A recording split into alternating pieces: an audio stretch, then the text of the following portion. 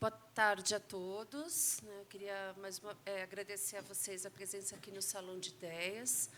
Esse espaço entre os 6 que tem a programação do SESC São Paulo, e aqui a gente está propondo o debate, a reflexão sobre temas contemporâneos, né, sobre temas considerados de relevância social e cultural, e, além disso, a programação também apresenta um panorama geral sobre o mundo do livro. Nessa mesa, em busca da sociedade ideal, a ideia é de que a gente discuta, nessa época de grandes tensões sociais, né, no mundo contemporâneo, que nós discutamos com os dois importantes nomes do pensamento contemporâneo, os movimentos utópicos e as ideologias.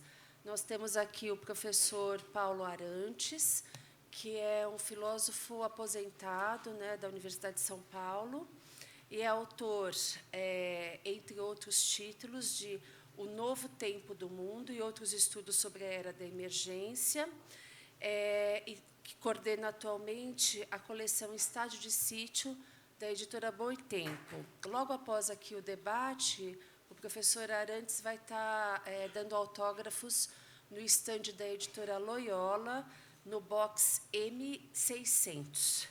E, ao lado dele, o historiador Gregory Claeys, que é um dos autores das edições SESC, e que tem conosco um livro publicado e que se chama Ideologia, a História de uma Ideia. E também, logo após... E, logo após o debate, também vai estar lá no estande. Então, professores, por favor. Thank you very much for your introduction. And I'm very grateful to Obrigado pela sua apresentação. Estou muito agradecido pelo SESC, pelo convite para vir aqui a São Paulo. É a minha primeira vez que venho ao Brasil e eu estou muito bem impressionado pela hospitalidade dos brasileiros. O clima também é muito quente, muito caloroso.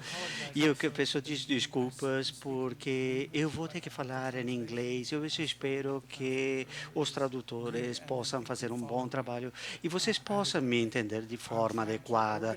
Estou tentando organizar o meu pensamento em matéria de 9 pontos para ter uma forma cronológica, tudo que eu tenho que falar e dar sentido ao tema deste livro e o que é utopia.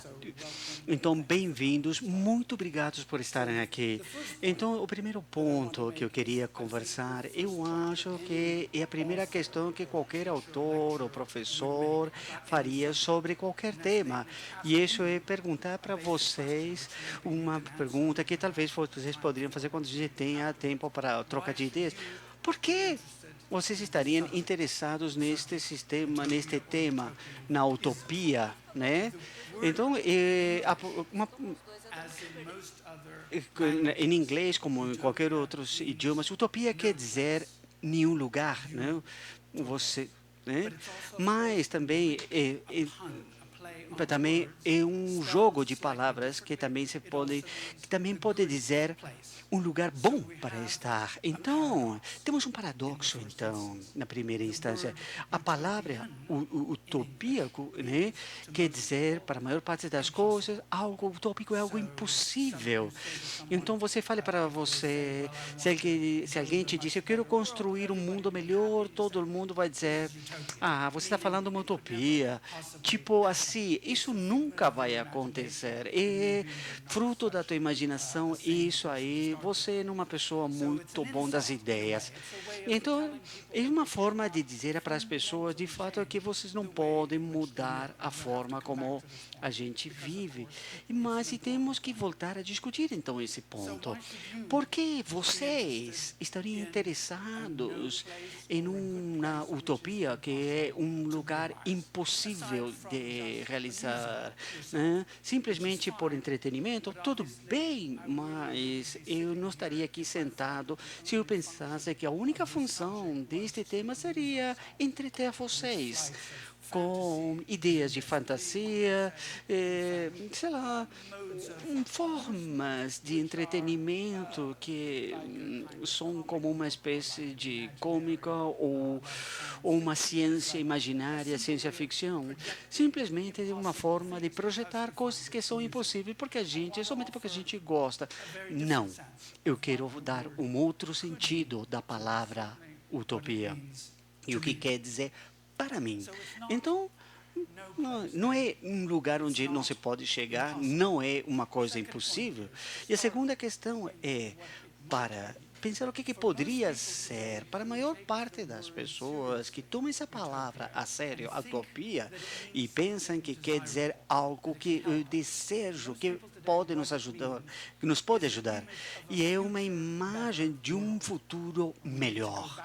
E a gente temos que pegar isso daí, porque a gente nunca tinha pensado do conceito de utopia como essa forma. Somos apenas ultimamente, no final do século XVIII e XIX, que a gente começa a pensar de utopia como uma sociedade ideal, como algo que vai acontecer no futuro. Então, para nós, hoje, e eu vou falar sobre isso depois no final, quer dizer uma imagem de um futuro que é melhor que o mundo que a gente vive hoje. E temos que, evidentemente, responder isso na pergunta. E eu faço uma pergunta: o que quer dizer melhor? E eu vou responder essa questão. Então, tem uma série de coisas como resultado disso que utopia não é. E que as pessoas confundem com utopia. E a primeira e mais importante delas é que utopia não é sobre uma sociedade perfeita. Você, às vezes, pode até ler na literatura que utopia seria uma sociedade perfeita. Não, não é. Não é uma sociedade perfeita.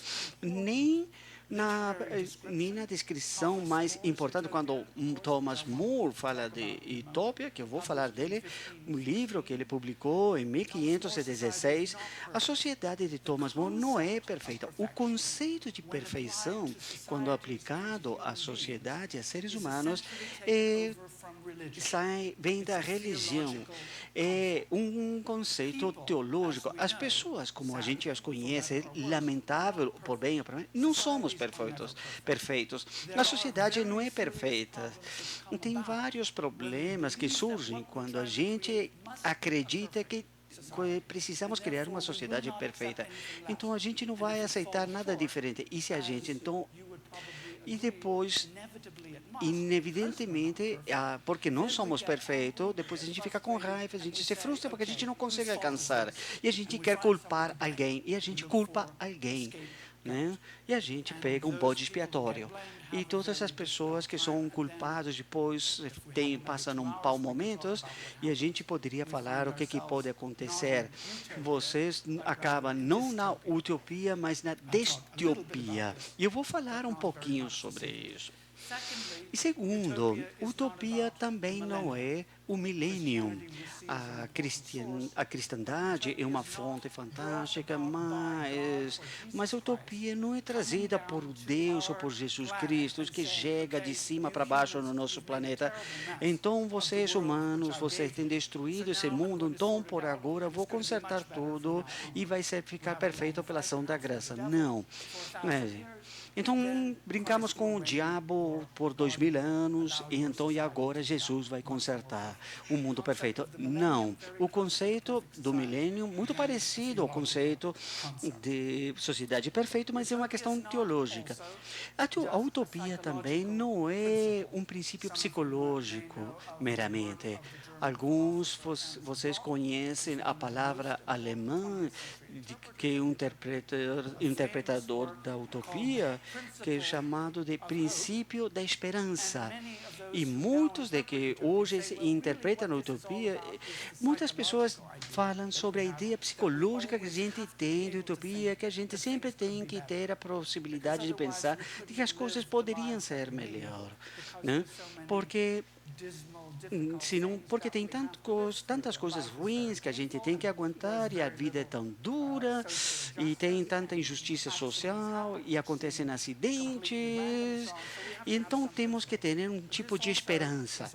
Mas isso é apenas uma parte da utopia, mas não é toda a utopia. E, finalmente, as coisas na utopia também não é uma tradição literária. Temos a palavra, evidentemente, dos textos de Thomas More.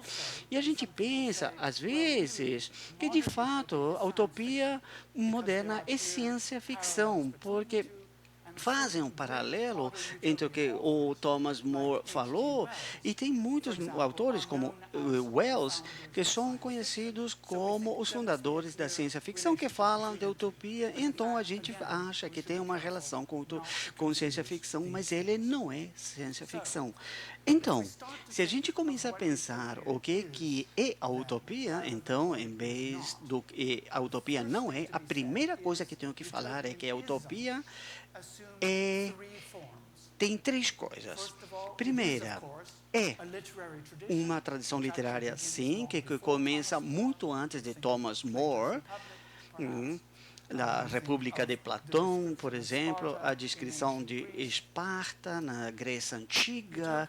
A utopia é, em parte, nascida dessa tradição, mas não é somente dessa tradição. Dos três componentes, talvez é o mais conhecido. O segundo componente é ideologias que estão relacionadas com a melhoria e o progresso da sociedade humana. Então, o primeiro componente é literatura, o segundo é ideologia, e o terceiro é a experiência real, quando as pessoas se engajam na vida real, o que nós chamamos de comunidades intencionais. As pessoas se juntam porque dizem tem que haver uma forma melhor de viver de como estamos vivendo agora.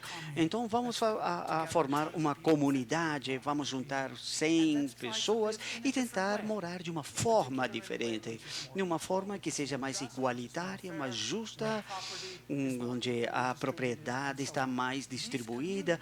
Este tipo de comunidades são, de fato, são a vida real do que é utopia. E isso é a realidade, não é ficção, não são somente ideias, não é um sonho, não é uma esperança. É uma forma real de viver, mas, evidentemente, a maior parte de nós não vivemos assim. Então, a questão fica, como que a gente chega daqui até lá? É uma questão que temos que nos perguntar. Então, o quarto ponto que eu quero conversar é sobre fontes de esta série de tradições, destes três componentes que eu falei, quatro componentes que eu falei de utopia. Tem 5 componentes históricos que a gente precisaria saber para poder fazer sentido dessa tradição. O primeiro é o que às vezes é descrito como o mito mais poderoso que nós temos, a ideia de uma igualdade original, na qual os gregos chamavam de Era de Ouro. Quando os primeiros seres humanos existiram, a vida era muito melhor. Todo mundo era feliz, todo mundo era igual. O que aconteceu?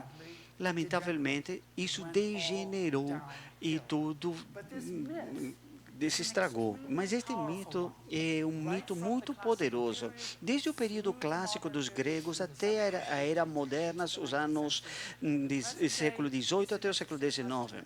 Então, temos que nos perguntar, porque às vezes todo mundo dá diferentes respostas a qual é de fato, o sentido, o aspecto original da vida humana. Brasil é um dos 2 países no mundo, o outro é Nova Guiné, Papua Nigué e o lado indonésio da Nova Guiné, onde as pessoas vivem, até onde eu sei, muito perto da forma que moravam os humanos no estado original da humanidade. Então, hoje, nós respondemos à pergunta, como que a gente começou, né?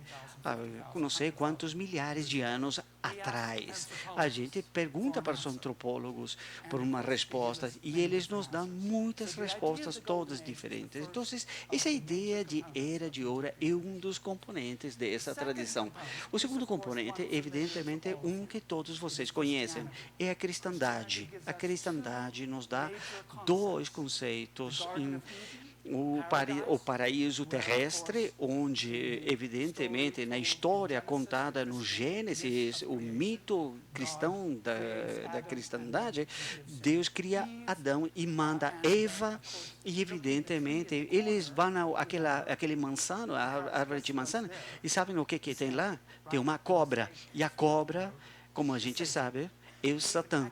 E, de fato, e na história não tinha uma serpente. Nas últimas versões que a gente conhece, Satã está ali logo do início. E você sabe o que acontece? Então, o diabo fala com Eva, e etc. Do fruto do conhecimento. E então o pecado original, então fica um pouco estranho. Mas vocês conhecem toda a história. Até o século XVI, a gente às vezes esquece isso daí, a maior parte dos cristãos acreditavam que o paraíso terrenal ainda existia nesse mundo. Então, tinha que estar em algum lugar. E sabem aonde? Onde Cristóvão Colombo achava que era? Exatamente aqui, no Brasil. E quando ele alcançou a boca do Orinoco, ele pensou que ele estava na porta de entrada do paraíso terrenal. A única coisa que ele pensou é que ele não podia entrar porque Deus não queria que ele entrasse. Então, mas depois daí a gente parou de acreditar de que o paraíso tinha que estar na Terra, e a gente pensou que o paraíso terrenal deveria ter sido um estado original da humanidade que terminou. Mas é uma coincidência que é exatamente esse no mesmo momento que aparece a ideia utopia. Então a gente para de pensar de um paraíso terrenal como sendo algo verdadeiro e começamos a pensar em criar algo parecido por nossa vontade. A terceira fonte de utopia é muito menos conhecida pela maioria das pessoas. É a tradição que vocês conhecem como carnaval. Mais uma vez, todos os brasileiros conhecem carnaval, né? Vocês têm o carnaval mais famoso do mundo, mas a história do carnaval é muito comprida. Se a gente voltar aos gregos, os festivais dionísios e aos festivais romanos chamados Saturnélia, a gente vê que a perspectiva de carnaval é a memória folclórica da Era Dourada. O que acontecia no Festival Romano de Saturnélia é que os papéis dos ricos e pobres são invertidos. O mundo é virar de cabeça para baixo. Os pobres usam as vestes dos ricos, os ricos dos pobres. Os ricos só servem os pobres e por um tempo eles revertem seus papéis. E essa é uma memória que vem diretamente do mito grego da Era Dourada, uma memória coletiva de como as coisas eram originalmente. Mas como você sabe, hoje a gente vê Carnaval como uma grande festa. E agora pensem bem, o que é diferente da nossa forma de se relacionar uns com os outros durante essas ocasiões? E o que é diferente? Porque isso é um aspecto dessa tradição sobre Natal, por exemplo. O que acontece de diferente? A resposta é que a gente é muito mais gentis uns com os outros durante essas eras. Não há tanta distinção entre ricos e pobres, todos tratamos uns aos outros como se estivessem num momento festivo, somos mais gentis e mais cordiais uns com os outros. Mas aí terminou o festival, o carnaval, o Natal, o que acontece? A gente retorna à nossa vida normal. E agora você entende mais um pouco o que utopia é como conceito. A quarta fonte, também muito importante para vocês como brasileiros, é a descoberta do novo mundo, os países que a gente chama das Américas. As viagens de Colombo e Vespúcios foram acompanhadas muito de perto por Thomas More, que coloca no texto de Utopia um relato das novas terras que foram descobertas. Os europeus ficaram muito empolgados pelo que encontraram, pelo que foi relatado a eles, mas rapidamente eles ficaram muito confusos, porque eles receberam dois retratos muito diferentes do modo de vida dos nativos das Américas. Um retrato que era muito positivo, alguns relatórios diziam essas pessoas são muito pacíficas, elas não matam uns aos outros, eles não valorizam ouro. Agora, isso é algo crítico na Utopia de More, porque ele tira isso direto do relatório das viagens. Então parecia muito diferente dos europeus, porque como a gente sabe, a era dourada para europeus foi do século XVI, era a era de correr atrás do ouro, dinheiro, e esse era o motivo dominante. Esse se tornou o motivo dominante da vida desde então. Agora, o retrato negativo dos indígenas é que eles são canibais e extremamente violentos, e você vê isso em ilustrações daquele período. Então, a quinta fonte de Utopia é o texto de Thomas More. Agora, deixa eu tentar explicar um pouquinho o que está acontecendo nesse texto. Muito rapidamente, há duas coisas que a gente deve se lembrar a todo momento. O primeiro é a natureza das instituições sociais. Agora, para More, essa é uma sociedade onde praticamente todos, não é perfeita, existe crime, especialmente fora de Utopia, a guerra, eles têm muito dinheiro que eles usam para pagar os mercenários para lutar as guerras, para que eles não tenham que lutar. Então, a harmonia social interna na ilha de Utopia é paga, de certa forma, pela guerra que acontece fora.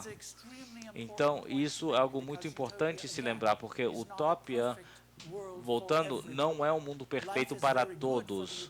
A vida é muito boa para as pessoas que moram lá. Eles estão muito felizes. São muito mais felizes do que os cidadãos da Inglaterra de 15 e 16, onde More publicou o livro. O foco do livro é nos problemas sociais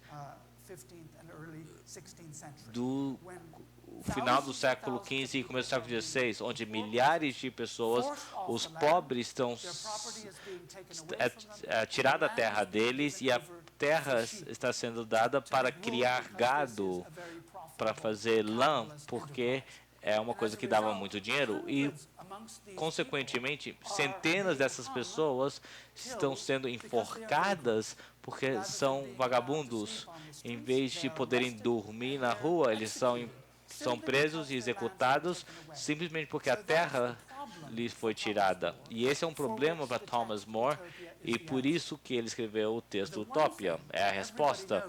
Uma coisa que todos sabem da Utopia de Thomas More é que é uma comunidade essencialmente comunista. A harmonia social depende das pessoas, de não haver propriedades privadas, entre outras coisas. Então, você mora 7 anos numa casa, a maioria das pessoas trabalham no campo, ajudando com o trabalho, aí você vive na cidade, mora 7 anos numa casa e muda de casa, para se certificar que ninguém tenha propriedade privada por períodos mais longos. A segunda coisa de se lembrar de Utopia, também algo muito controversial. Claro, Marx e Engels e muitos escritores usaram a Utopia do More.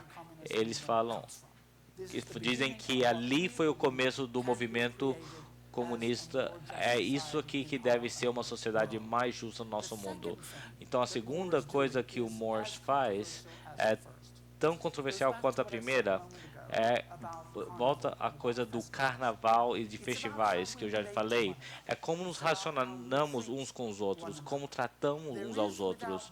Há, sem dúvida, em Utopia, muito mais gentileza do que no mundo em que Thomas More vivia. quando ele escreveu o livro, há uma atitude das pessoas uma para com as outras que se aproxima muito do que More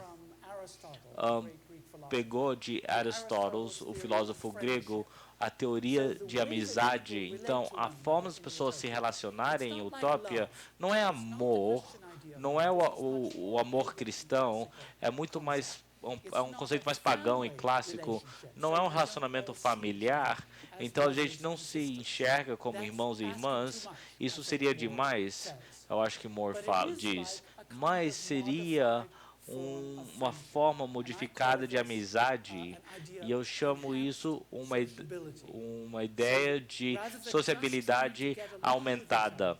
Então, em vez de nos serem família, a gente vai fazer um esforço maior. Não somos mesmo a mesma família, mas tão poucos são totalmente alienados ou estranhos, hostis uns aos outros e preocupados apenas com os nossos interesses.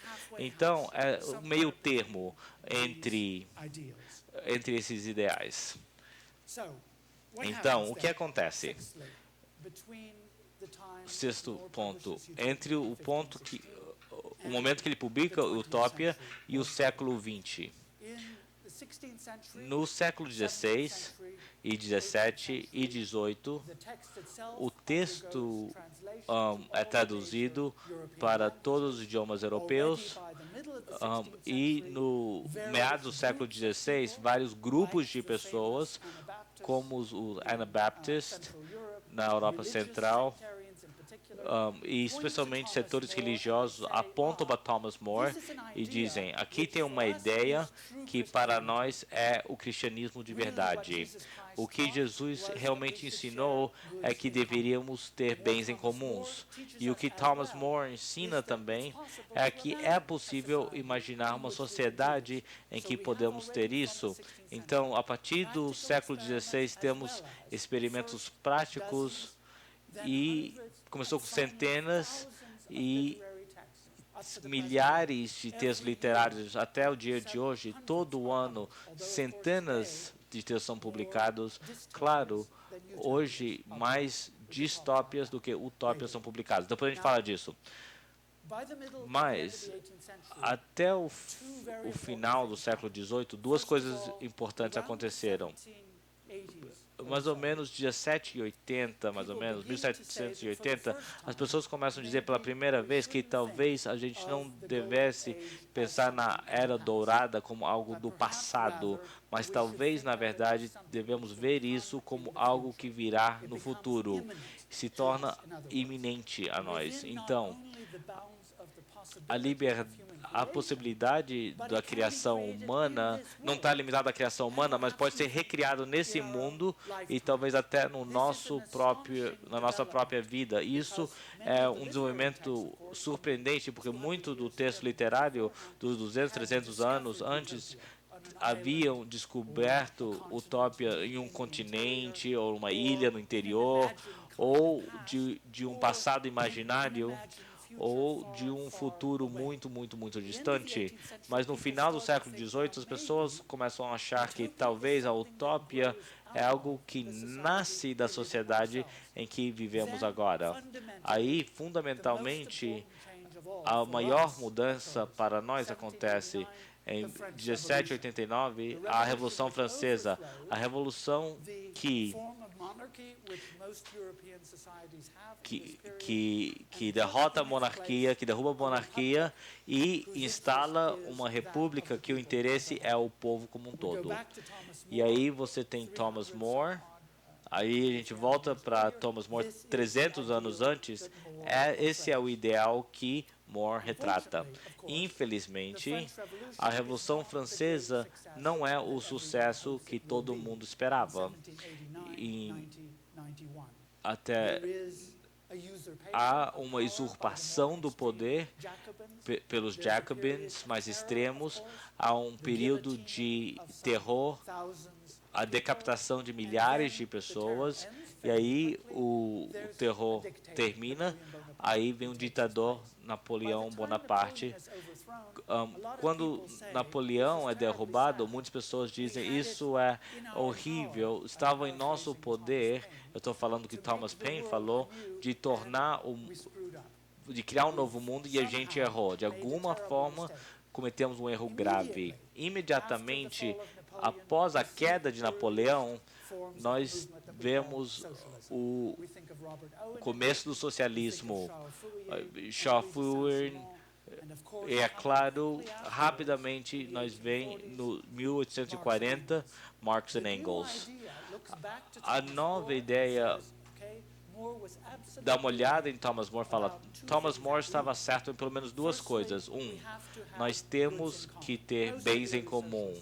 A maior parte dos socialistas iniciais dizem isso. Fourier, ele não é um comunista, mas acredita em outra forma do compartilhamento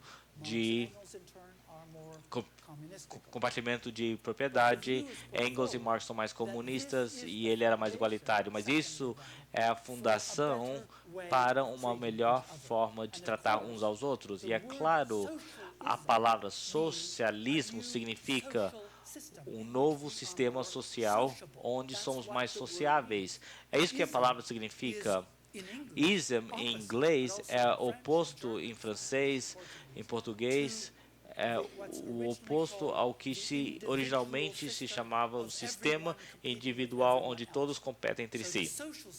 Então, o sistema social é contra essa competição. Então, socialismo vem desse sistema social. E, claro, vocês sabem o que acontece ao final do século XIX. Duas coisas muito importantes. Primeiramente, nos últimos 20 anos do século XIX, há uma enorme explosão de escrituras sobre utopia. Na Primeira Guerra Mundial, antes disso, havia pouco texto. Durante a primeira metade do século XIX, muito mais escritos ideológicos, mas agora há uma explosão de toda forma, experimentos práticos de pessoas vivendo juntos, textos literários e muitas coisas escritas sobre os ideais que devemos seguir para viver nessa sociedade melhor. Agora, o que acontece ao mesmo tempo, é claro, é que na segunda metade do século XIX, especialmente no norte da Europa, mas lentamente no resto do mundo, as pessoas saem do campo. Eles saem do estilo de vida que a gente teve os últimos 30, 40 mil anos no campo como servos ou escravos e vêm às cidades. Isso é um choque grande. A Inglaterra é a primeira sociedade urbana. Metade da população da Inglaterra vive em cidades. Em 1920, pela primeira vez, metade da população do mundo inteiro mora em cidades. E se torna claro que isso não é uma coisa boa. A cidade é um choque para nós. A gente desiste da nossa família estendida, as conexões que temos por etnicidades, por raça, por tribo, e a nossa família estendida, e a gente se torna muito mais isolados, indivíduos mais isolados. As disciplinas que são fundadas, tipo sociologia, começam a falar de alienação, a alienação do indivíduo na sociedade moderna. Então, a grande explosão de ideias utópicas é, de certa forma, uma resposta ao fato que nos sentimos como indivíduos muito mais sozinhos e assustados, isolados. Queremos ter retornar até aquele sentimento de ser perto das pessoas, como era no começo da sociedade humana, e nós não sabemos como alcançar isso, e nós ficamos muito confusos. O grande momento da transformação fundamental, isso acontece em 1917, a Revolução Bolchevista traz a ideia do socialismo a um grande país e até meados do século XX, mais de metade da população mundial é socialista ou comunista. E quase por um tempo, 2/3 da população faziam parte desse regime quando a China se tornou comunista em 1949. Então, parece que essa é a ideologia que a gente vai ver como uma grande melhoria com relação à alienação, as pessoas se sentirem solitárias por viverem numa cidade moderna, mas não acontece dessa forma. Vocês todos sabem o que aconteceu, conhecem a história do século XX. Em 1991, esses sistemas começam a colapsar. Nós temos ainda alguns países comunistas, mas é um comunismo muito diferente daquele que Marx e Engels e até que Lenin, até que Mao haviam imaginado. Então, nós vemos ao presente. O que Utopia vai significar para nós hoje, no século XXI? Deixa eu te dar primeiro as más notícias e depois as boas notícias, porque o contraste entre os dois é extraordinariamente assustador, perplexo, nos deixa confuso e assustados. É trágico a condição que nós nos encontramos, mas depois eu vou falar as boas notícias também. A notícia ruim, como a gente sabe, desde 1916, nós vivemos num país muito pequeno e ele está se tornando cada vez menor. Já quando tínhamos apenas 2 bilhões de pessoas no país, as pessoas estavam dizendo, olha, precisamos ir mais devagar, não vamos ter recursos suficientes, não vai ter comida suficiente, não vai ter água suficiente. Agora nós temos mais do que 3 vezes isso. Estamos com 7 bilhões de pessoas e conforme a projeção atual, até a segunda metade do século XXI, a gente provavelmente vai ter de 9 a 10 bilhões de pessoas. Com 7 bilhões, a gente já está ficando sem água, a área plantável e também outros recursos primários. A gente está ficando sem recursos, e se você quer falar em termos cristãos, o apocalipse está chegando. Se continuamos a expandir, nós vamos ter guerras constantes por água, terra e recursos preciosos. Os pobres vão perder para os ricos, como a gente vê desde 2008. Isso já está acontecendo. A concentração da riqueza vai se tornar maior ainda e, eventualmente, vamos ter um mundo extremamente inigualitário, onde há bilhões e bilhões de pessoas que estão sempre à beira da fome e sem as formas adequadas para se alimentarem e água para beber. E água é até um problema mais grave do que comida. E haverá guerras com centenas de milhões de pessoas. Nesse cenário, é preciso apenas um pequeno acidente com armas biológicas para ver centenas de bilhões de pessoas, ou nucleares para ver centenas de bilhões de pessoas morrerem. Então, como mágico, o que eu digo, o que eu vou falar para vocês que é a boa notícia? Deixa eu voltar para onde começamos. Utopia trata-se de ter uma visão do futuro. O conceito de utopia permite nós e nos encoraja e até exige de nós de pensarmos num futuro distante, claro de nós. Quando a gente pensa na vida de hoje, e a gente pensa em hoje e amanhã, como eu vou colocar comida na mesa, como eu vou cuidar de mim mesmo, como eu vou cuidar da minha família e assim por diante.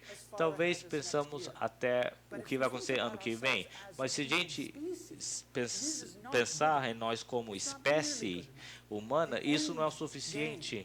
O jogo final, o apocalipse possível, não está tão longe. 50, 80 ou 100 anos. Utopia exige que pensemos em longo prazo. Se sabemos que temos que pensar nesses termos, podemos pensar numa solução. Não é impossível. Precisamos pensar no futuro distante também, porque se não pensarmos assim, se continuarmos no caminho que estamos hoje, estamos fadados. Desculpa, é pessimista dizer isso, mas é realista. Mas se imaginarmos que podemos evitar essa catástrofe, aí ela será evitável, porque a gente vai começar a pensar o que a gente faz para mudar nosso comportamento, para não chegarmos nesse ponto. Então, eu quero terminar com um ponto positivo. Utopia demanda que a gente mude o mundo e nossas próprias vidas, mas nos mostra historicamente que nós temos uma escolha muito clara e a escolha não é muito agradável. Ou mudamos nossa forma de viver ou vamos destruir o mundo em que vivemos. Muito obrigado por sua paciência.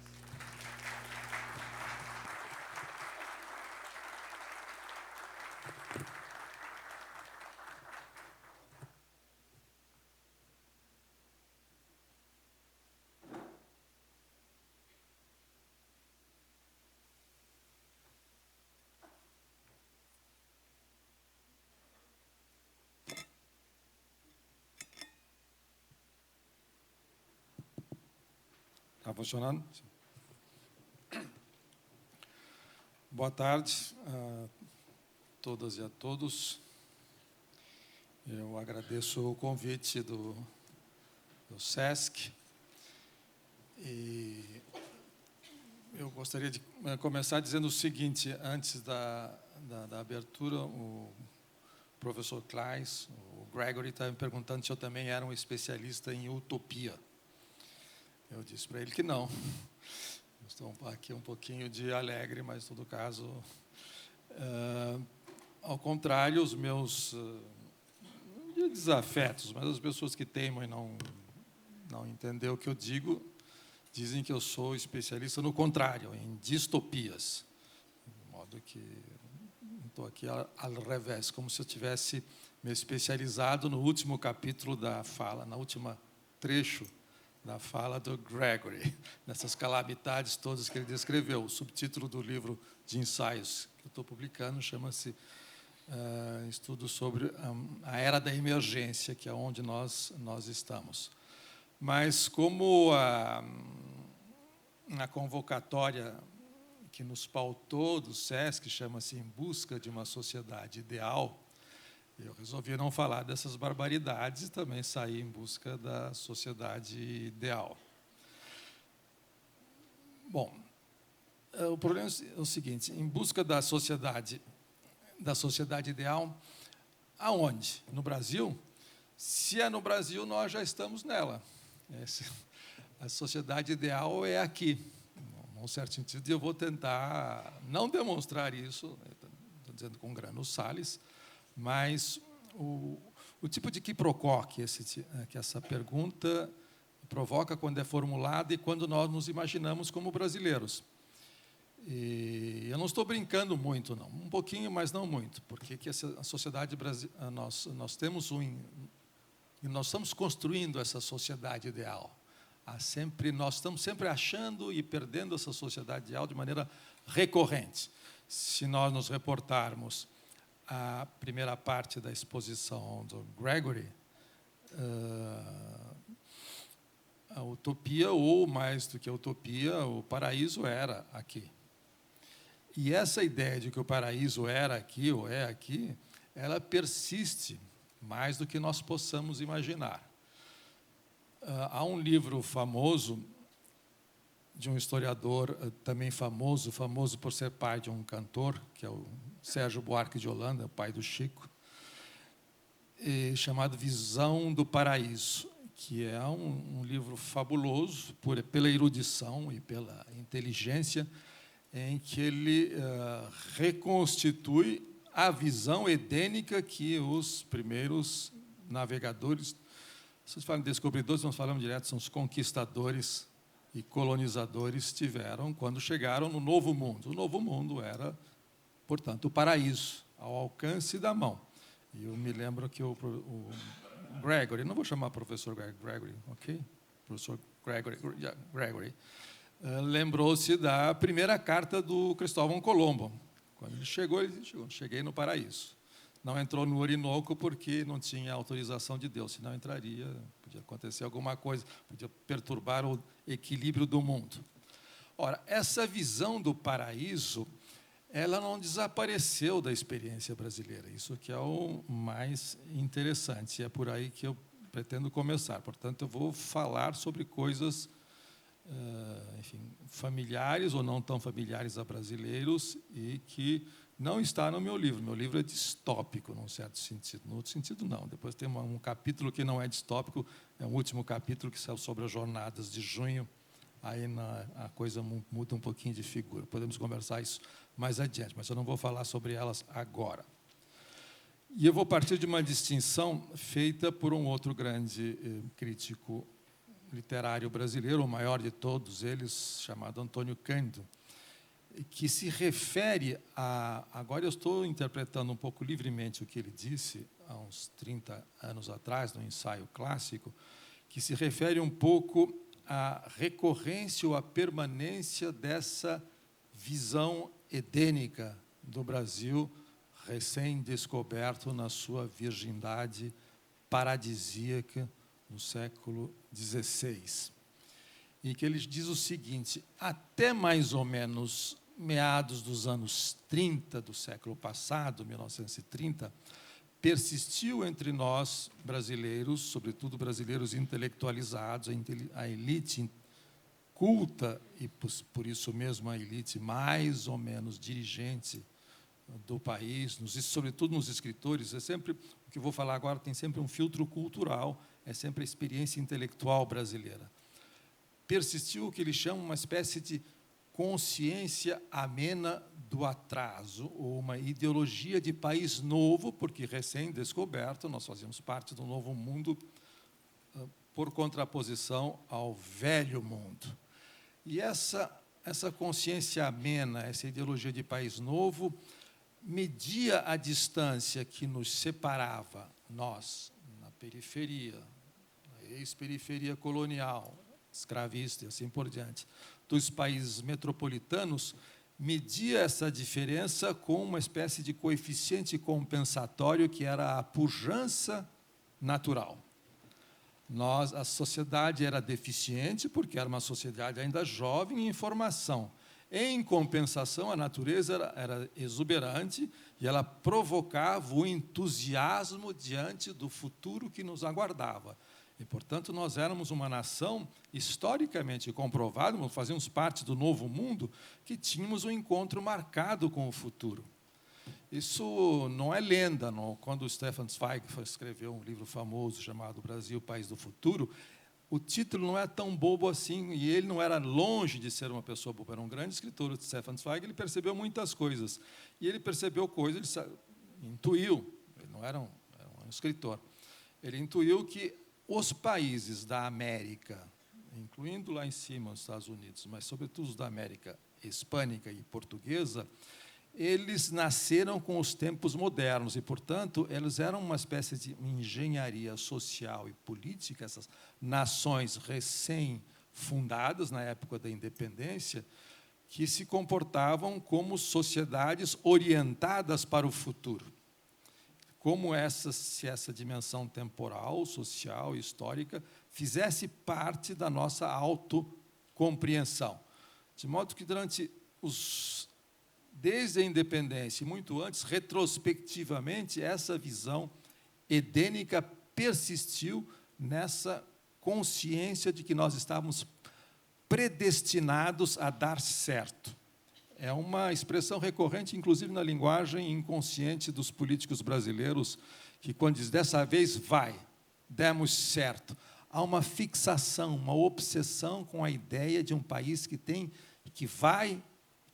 que dar certo, ou já deu certo, e por um triz não deu certo, mas vamos tentar uma segunda vez, e assim de maneira recorrente. Não faz sentido, por exemplo, alguém na Alemanha, ou na Inglaterra, ou na França, dizer esse país tem que dar certo. Isso é nonsense, não tem, é uma coisa completamente descabida. Para nós é perfeitamente concebível que nós tenhamos essa compreensão, digamos assim, milenarista, num certo sentido, de um país predestinado. Por exemplo, o padre Antônio Vieira, no Brasil do século XVII, ele achava que a coroa portuguesa deveria transferir a sede da monarquia para o Brasil por causa desta vocação quase que profética do Brasil de encarnar o Quinto Império como se fosse uma espécie de missão divina, da qual nós estaríamos encarregados de realizar. E isso foi ficando, impregnando, inclusive, a cultura popular brasileira. A ideia de que Deus é brasileiro não é invenção de jornalista, nem de técnico de seleção brasileira, nem de político. É uma ideia profundamente arraigada de que é uma terra abençoada, não tem terremoto, não tem furacão, tem sol o ano inteiro, é verde, é bonita. Todos os lugares comuns ufanistas que nós conhecemos, a gente tira digamos, o sinal ufanista e ela faz sentido. Quando nos disseram, quando um marqueteiro de banco de investimento, que é economista, disse que nós éramos BRICS, portanto, nações emergentes, e essa mola, ela redesperta imediatamente. É óbvio, não precisa fazer nenhuma demonstração econômica, e nós acreditamos, é claro, nós estamos sempre emergindo. Isso que é o interessante, nós estamos sempre emergindo. Bom, isso, segundo essa periodização do Antônio Cândido, foi feito no início dos anos 70, mais ou menos, um ensaio chamado Literatura e Subdesenvolvimento. Ele diz assim: sofre um corte inexplicável na altura de 1930, quando houve uma, digamos, revolução, entre aspas, no Brasil, e começa a Era Vargas, cujo fim é comemorado hoje, 24 de agosto, com o suicídio do Getúlio, em 1954. Foi quando oficialmente a Era Vargas terminou, mas ela não terminou em 54. Em 54, com o suicídio dele, como todo mundo está lendo nos jornais hoje, ele prolongou essa Era Vargas por mais algumas décadas. Novamente, nos anos 90, os políticos foram eleitos. Em 94, disseram, agora sim vai acabar a Era Vargas. Bom, mas enfim. Em 1930, a percepção mudou, uma nova visão entrou em cena, ou um novo paradigma, a ser um pouco mais pedante, a respeito da interpretação do Brasil. Essa ideologia de país novo, nós somos jovens, uma nação jovem, que vai dar certo, que tem um encontro com o futuro, que nasceu e que preserva essa visão paradisíaca, suba num morro carioca, olhe para baixo, não para o lado, claro, olhe para baixo, você verá uma paisagem deslumbrante, assim por diante. Ela cede terreno sem que nada tivesse acontecido. Nos anos 30, houve uma reviravolta política importante, mas ela custou a apresentar os seus primeiros resultados, mas sem que nada acontecesse, nós começamos a olhar o Brasil de uma outra maneira, sempre segundo Antônio Cândido. E essa outra maneira,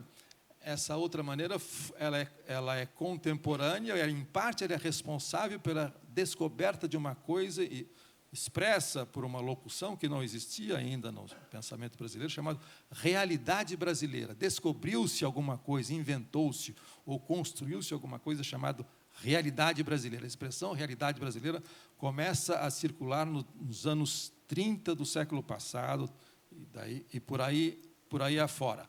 O que era essa nova visão? Subitamente nós descobrimos, embora a palavra só apareça e torne-se de uso corrente depois do fim da Segunda Guerra Mundial, nós subitamente descobrimos que aquele país edênico era um país subdesenvolvido.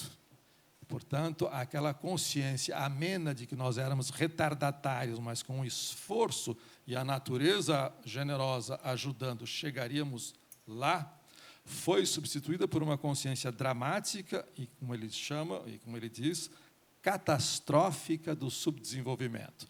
Da noite para o dia, o paraíso se torna uma coisa horrível. Então, aparece, em primeiro lugar, a pobreza espantosa, pasmosa das populações, as técnicas agrícolas rudimentares, a não industrialização catastrófica, calamitosa, a debacle cultural, educacional, são todas as calamidades que nós estamos habituados a ver, elas aparecem imediatamente, só que aparecem com uma conotação também inédita.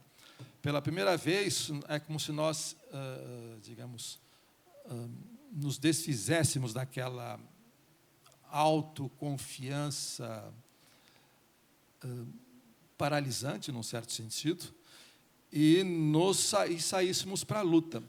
Essa consciência dramática e catastrófica do subdesenvolvimento, ela era um convite, uma espécie de obrigação de ir à luta, e a luta em todos os sentidos, desde a extrema esquerda até um pouquinho mais à direita, para superar essa situação insuportável, intolerável, injusta, iníqua, enfim, aquém dos níveis mínimos de civilização, de produção e consumo, chamado subdesenvolvimento, que nos transformava, fazia com que nós aparecêssemos de país jovem, nos transformava num aleijão.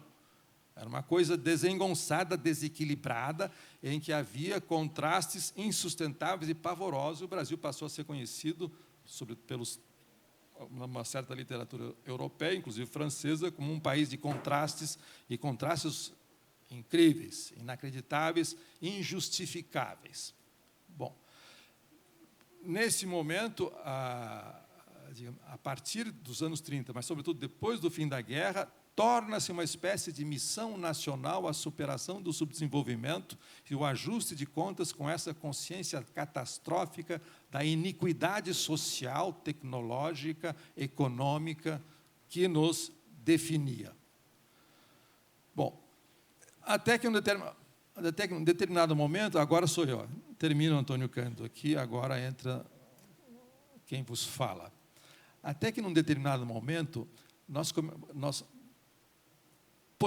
eu já vou dizer quem é que percebeu, que aquela antiga visão edênica não havia desaparecido e que ela poderia coabitar com essa visão catastrófica que nos impelia para a luta política, para não falar coisas mais sérias, como a luta de classes e assim por diante, chamada superação do subdesenvolvimento. Agora eu tenho que apelar para a memória de vocês, mas eu estou vendo pela presença na sala que a memória deve ser ainda jovem, embora não... mas talvez tenha algum cinéfilo aqui, e eu vou apelar para o seguinte. Um filme, talvez um dos mais importantes, mais extraordinários filmes da cinematografia brasileira, de um baiano profético e maluco chamado Glauber Rocha, maluco porque profético, porque enxergava além do seu tempo e via coisas, fez um filme chamado Deus e o Diabo na Terra do Sol. Glauber Rocha.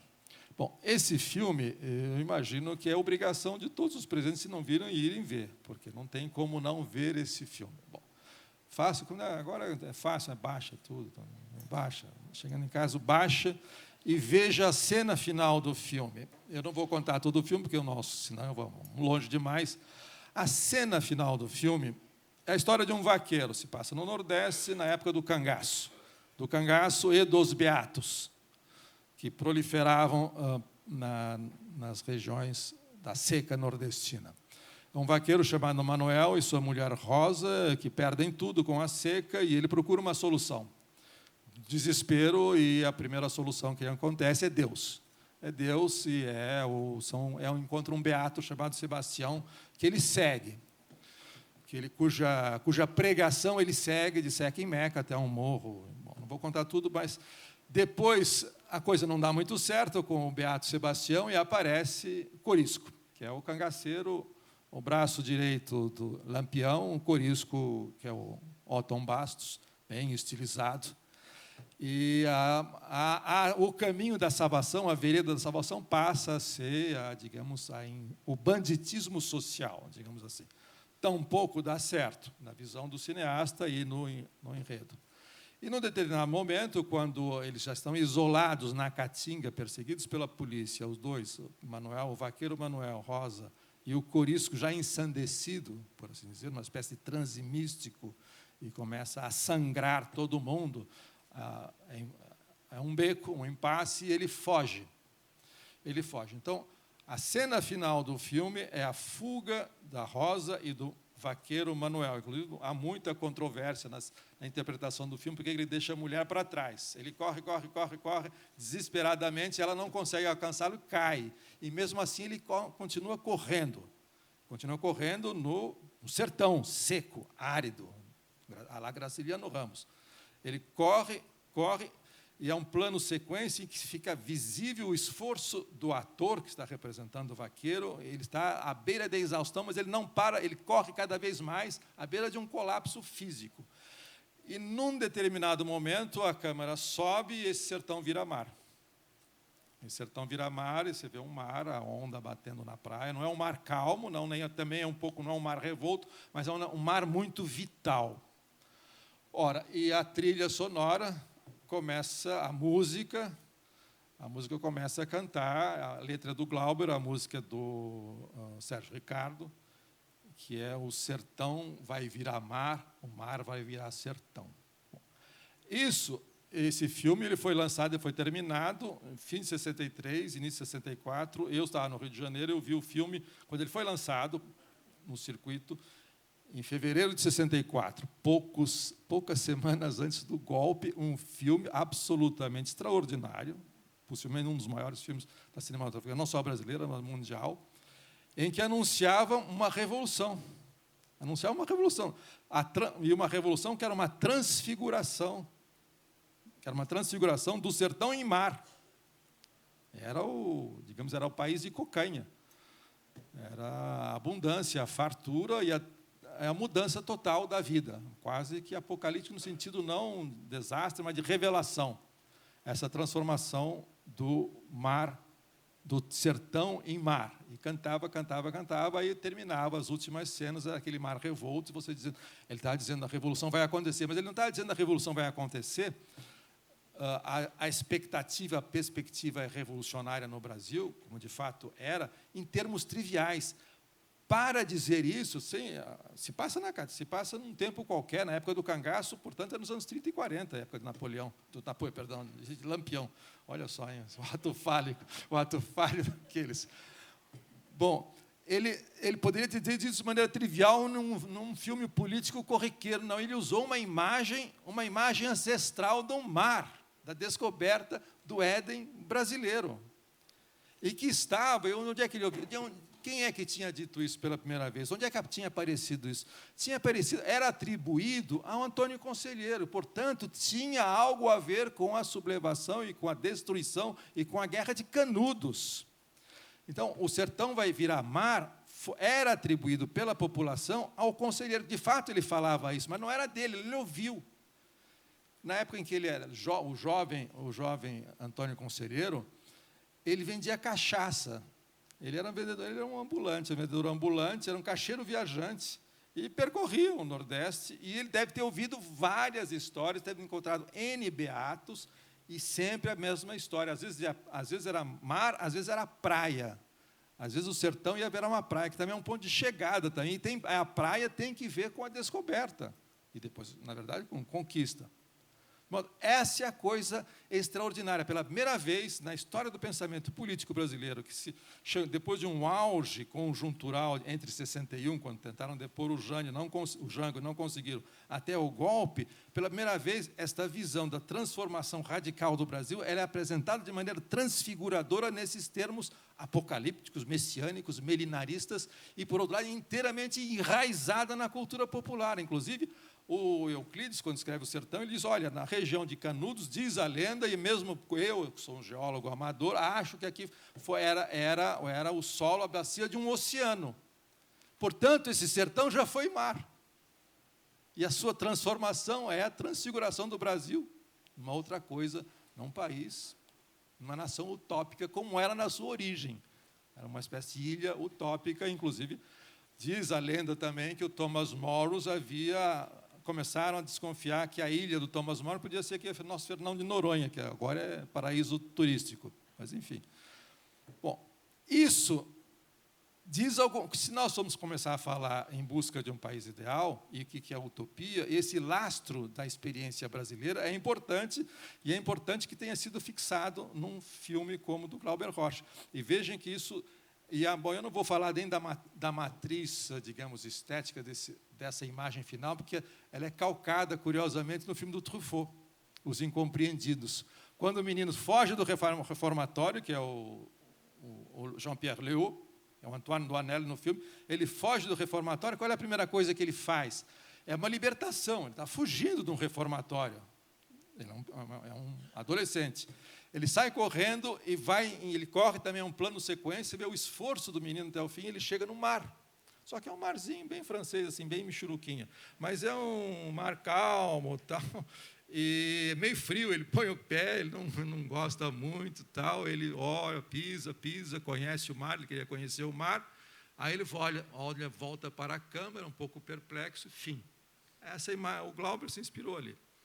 Mas para fazer uma coisa completamente diferente e digamos, não diria alucinatória, realmente visionária. Quem viu aquilo não imaginava que 3 meses... Todo mundo sabia que desde 61 vinha um golpe.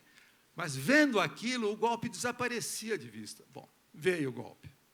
Veio o golpe e o Glauber revê aquela sua visão. Ele revê essa visão do paraíso transformado em perspectiva revolucionária, veja só, que não era perspectiva de alguns séculos atrás. Ele revê aquela visão e o que ele faz? Ele faz um outro filme absolutamente essencial e fantástico, chamado Terra em Transe. E como é que ele começa? Aí não é o fecho. Ele retoma pelo fecho do filme. E o fecho, olha assim, eu estava equivocado, nós estávamos enganados. Aquela visão edênica revolucionária, ela tem um avesso. E esse avesso nós conhecemos, o filme é de 67, há 3 anos, e ele não é bonito de se ver. E dói, machuca muito. E está arrebentando. E o que é esse avesso? É um grande plano, começa com uma espécie de oceano, novamente um oceano ancestral, mítico, edênico, imaginário, paradisíaco. É mais ou menos esférico, parece o planeta, e vai se aproximando de uma terra. Tem uma música, o fundo é um candomblé, vai se aproximando de uma terra que ele chama Eldorado, um país interior. Eldorado somos nós. Mas é o Eldorado também da visão dos conquistadores, dos descobridores da visão edênica anterior. Bom, e aí ele vai começar a contar a história do golpe. Então, ele volta do mar, desse oceano original, em que nós dissolvemos a nossa promessa eterna de felicidade, reencontro com o futuro, ele volta para a terra. Nas primeiras imagens, bom, tem o Jardel Filho, que é o intelectual, ele vai para a luta armada, é ferido, e tem nas dunas, o filme todo é um flashback. Quando começa o flashback, é a agonia do personagem. O flashback, o que é? É um dos golpistas, que é o Porfírio Díaz. Porfírio Díaz tinha sido ditador mexicano progressista dos anos 30, mas ele põe no Paulo Autran. E o Paulo Autran é uma personificação diabólica de vários entes malignos que povoam esse país. Um deles, vocês não lembram mais, chamado Carlos Lacerda, que estava no atentado que resultou no suicídio. Bom, hoje não esclarecido. Ele está na praia, veja só, recomeça a história edênica do Brasil pelo avesso. Ele está na praia com a bandeira negra, só que não é negra da utopia, não, é negra mesmo. Uma cruz e 3 personagens, todos com fantasia de carnaval. Aí vai começar a verdadeira história do Brasil, o Brasil carnavalizado de ponta cabeça. Esses 3 personagens são um rei, seguramente um monarca português, um bispo, tudo com fantasia de carnaval. Põe assim, Clóvis Bornai para frente, assim, bem exagerado. Começa ali a invenção do tropicalismo. E um índio está mais ou menos coitadinho, mas também fantasiado. Então estão lá os personagens centrais da mitologia brasileira chegando na praia desse paraíso recém-descoberto para barbarizar, não deu outra. Isto é, a história do Brasil é a história dessa conquista, dessa predação, dessa opressão, dessa extorsão, dessa expoliação, e que depois começa com os índios e depois virá com a deportação de africanos escravizados. Portanto, é o avesso da utopia final do filme anterior. É uma espécie, mantenhamos o vocabulário da utopia, mas é anti-utopia. Então, ele junta as duas coisas. No filme anterior e nesse filme, ele consegue fazer com que essas duas visões, pela primeira vez, elas se entrelaçam no primeiro filme, visão do subdesenvolvimento e do paraíso utópico, e depois a anti-utopia vinculado ao período da ditadura que se abre, que não é uma ditadura qualquer, não é uma quartelada, não é uma coisa de militar, é algo sinistro que aparece, que vai se transformar numa modernização. Ora, Acho que eu estou no fim, né? Estou no fim, mas eu vou acabar, então, depois eu conto o resto. Só 5 minutos e eu encerro, que é só esse era o prólogo. Bom, o que acontece é uma coisa extraordinária também, do ponto de vista, eu estou contando agora, são capítulos de uma história política e intelectual da ideia de utopia no Brasil. Ela tem um frente e verso, que é o seguinte: depois do golpe consumado, e alguns anos depois, quando a coisa começa a tomar jeito, aparece, eu acho que isso da maior importância, é uma coisa pouco estudada no Brasil. E as pessoas conhecem, agora eu vou fazer uma descrição familiar disso. Começa a aparecer ou ser formulado alguma coisa que eu poderia chamar de mitologia, digamos assim. Mitologia com lastro real, com base, com apoio na realidade. Senão não seria mitologia, seria um devaneio sem pé nem cabeça, como outro qualquer. Independentemente da posição política de quem analisa essa nova conjuntura que se origina em 64, que é a origem do Brasil contemporâneo, 50 anos depois nós somos isso, que foi feito em 64, milicos à parte, estão no quartel, mas isso não quer dizer nada. Começa a aparecer começa a ser fabricado e construído lentamente e com apoio na realidade uma espécie de utopia retrospectiva. Essa utopia retrospectiva diz o seguinte: independentemente da posição mais ou menos radical de quem faz essa revisão.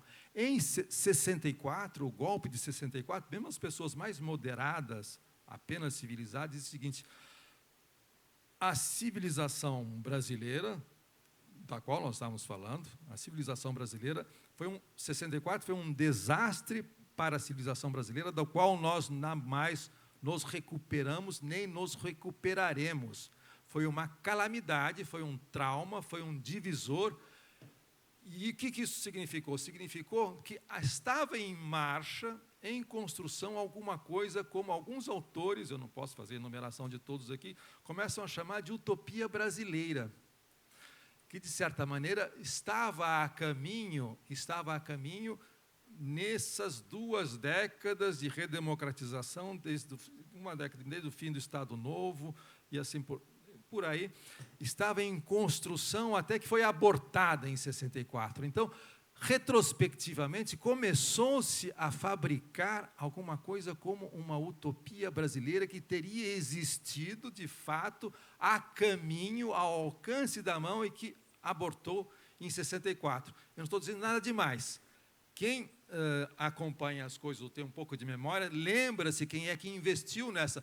Pegou a coisa já no ar, voando, como sempre, tem faro para os negócios, tem faro ideológico, chamado Anos Dourados. Todo mundo começou a fazer música, filmes, programas de televisão, novelas na rede, aquela chamada Anos Dourados. Então, todo mundo começa, veja só, embora não fosse necessariamente contra o golpe, lamentava ou tinha nostalgia de algo que ninguém, aliás, tinha vivido, porque todo mundo era muito jovem, só os mais velhos, como se os anos ditos de desenvolvimento fossem os nossos anos dourados. E isso começou a provocar várias revisões, como, por exemplo, um endeusamento sempre com lastro na realidade, nada é arbitrário. Como, por exemplo, dizer o seguinte: esses anos dourados que nós estamos redescobrindo agora póstumamente, porque eles acabaram, póstumamente, ele tinha uma trilha sonora, digamos assim, para falar de maneira vulgar. Essa trilha sonora chamava-se Bossa Nova. Aí começa a canonização, já em vida, do João Gilberto e do Tom Jobim. Os dois passam a ser os 2 santos de uma coisa chamada a promessa brasileira de felicidade, aquela porção de felicidade que o Brasil tem para oferecer para a humanidade, e que se encarna na bossa nova e na música genial desses 2 grandes intérpretes, um e compositor, o outro. E passa a ser redefinida por um crítico musical respeitável, importante, como uma ideologia de classe média, e uma ideologia de classe média em que nós transformamos o nosso déficit numa superioridade. O que ele diz? Por que é ideologia de classe média? É classe média carioca de apartamento. E é uma utopia, não, perdão, eu falei ideologia, mas é uma utopia de classe média, em que é mais do que a expressão de um momento em que o país foi feliz. País significa classe média, claro. É que ela é a própria felicidade, e, portanto, está aí como se fosse uma escolha num menu à la carte, que você escolhe tal coisa para reconstruir algo que poderia ter sido. Ela está aí viva, com promessa de felicidade. Aí vem o outro, o senhor Caetano, que disse: nós, o país, tem que se esforçar para estar à altura daquilo que o profeta João Gilberto, não é mais Antônio Conselheiro, mas é mais ou menos Antônio, está dizendo que o João Gilberto também anunciou uma transformação do sertão em mar, é óbvio, só que nós temos que nos adequar a essa promessa. E daí alguns analistas de música dizem: olha, a sensação de ascensão que dá a bossa nova no mundo inteiro, isso não é degradante a observação de que se ouve muito bossa nova em elevador e em avião. Por quê? Porque ela tem um elan ascensional. Você levita de felicidade e leveza, é óbvio. Ouve um pouquinho se está associado a uma decolagem. Pode ser a decolagem do país, pode ser um elevador subindo para ir ao dentista, mas você está ouvindo um pouquinho de felicidade. Essa decolagem era para acontecer nos anos 50 e 60, e ela se materializou num outro fantasma que ficou aí dessa utopia brasileira que foi abortada, chamada Brasília. Então, essa utopia ela tem duas dimensões. Tem uma dimensão com a mesma chave, que você abre o país pelas duas chaves, pela chave estética e pela chave social. E nessa chave social é quando a elite iria se reformar e se voltar a abraçar o seu próprio povo, que ela havia menosprezado, e assim por diante. E, por outro lado, tudo isso consubstanciado em Brasília, essa chave estética aparece em várias manifestações, e a principal delas é essa utopia de classe média. Bom, eu vou parar por aqui, porque há uma outra utopia brasileira que estava a caminho nesse momento, também se fazendo, que é o complemento dessa revisão utópica de classe média. Quem redescobre isso era a nossa classe média culta, elite letrada brasileira, que também é chamada por alguns autores recentemente de outra utopia brasileira, que é a utopia do trabalho, que é a da cidadania regulada construída durante a era Vargas. E o grande fetiche dessa utopia chama-se carteira de trabalho. Aí é uma outra conversa, mas veja só, a utopia social e estética imaginada retrospectivamente por essa classe média, ela tinha um fundamento real. No campo popular, ela correspondia àquilo que o Getúlio havia construído, ou havia permitido que se construísse, e chamava-se cidadania regulada. Cidadania regulada pelo seguinte, e com isso eu encerro, porque você só tinha acesso à carteira de trabalho por uma espécie de acordo tripartite que entrava o patrão, o empregado e o Estado que reconhecia aquela profissão. O patrão, naquela profissão reconhecida e regulada pelo Estado, fazia com que você tivesse direito a uma carteira de trabalho que era fiscalizada pelos três. Era o seu currículo vitae, praticamente era a sua certidão de cidadania. Mas só que essas profissões reguladas, reconhecidas e com direito à carteira eram poucas. O campo não existia, foi entregue ao Deus dará, morria como mosca, sem direito nenhum.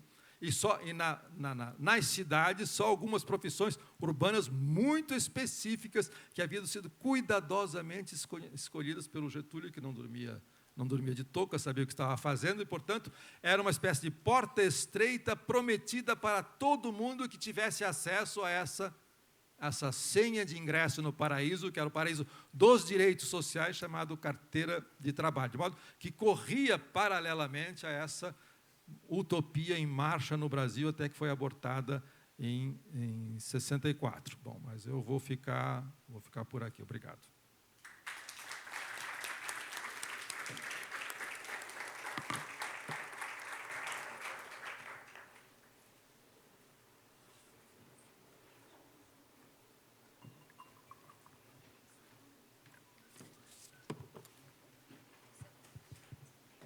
Bom, queria agradecer a presença de todos, em nome do SESC, da CBL. Queria aproveitar para convidá-los para a próxima mesa de debate, que a gente vai ter agora às 20 horas, que é sobre a crítica literária, enfim, o momento da crítica literária nos dias de hoje, com Gumbrecht, o Hans-Ulrich Gumbrecht, e o Silviano Santiago. Vai ter a mediação do Rogério Pereira, então estão todos convidados. Quem quiser, é só retirar o ingresso aqui na bilheteria, que já está aberta, com 30 minutos de antecedência, e voltar, que estaremos aqui a partir das 8 horas. Obrigada.